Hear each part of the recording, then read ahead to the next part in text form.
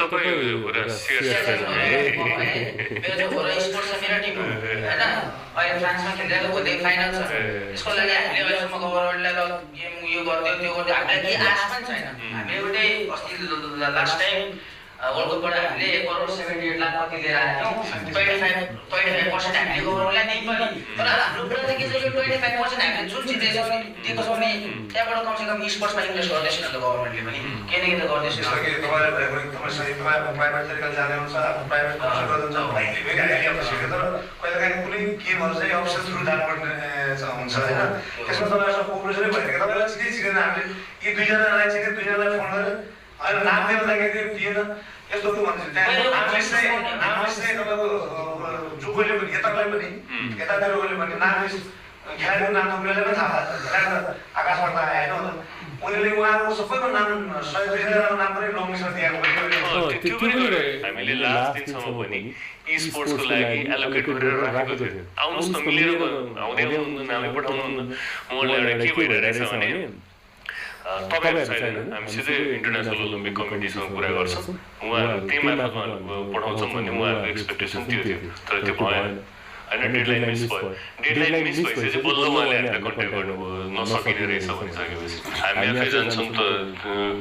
तपाईँहरू चाहिने खालको एटिट्युड थियो पछि केही नभइसकेपछि बल्ल उहाँहरूले अनि डेडलाइन मिस भइसकेपछि हामीसँग आउनुभयो तर अब कुरा के हो भन्दा त्यो अफिलिएसनको जुन प्राइभेट इन्टिटीसँग छ त्यो हाम्रो सरकारी इन्टिटीमा ल्याउन सकिन्छ कि सक्दैन हामीलाई यो संस्था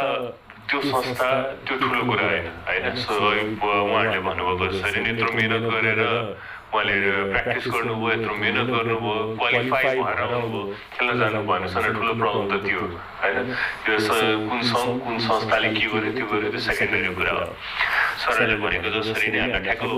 15 जुलाई डेडलाइन थियो उनीहरूले त्यो खेलाडीहरूको सूची पठाउने अब कस्तो भने राष्ट्रिय खेलकुद परिषदले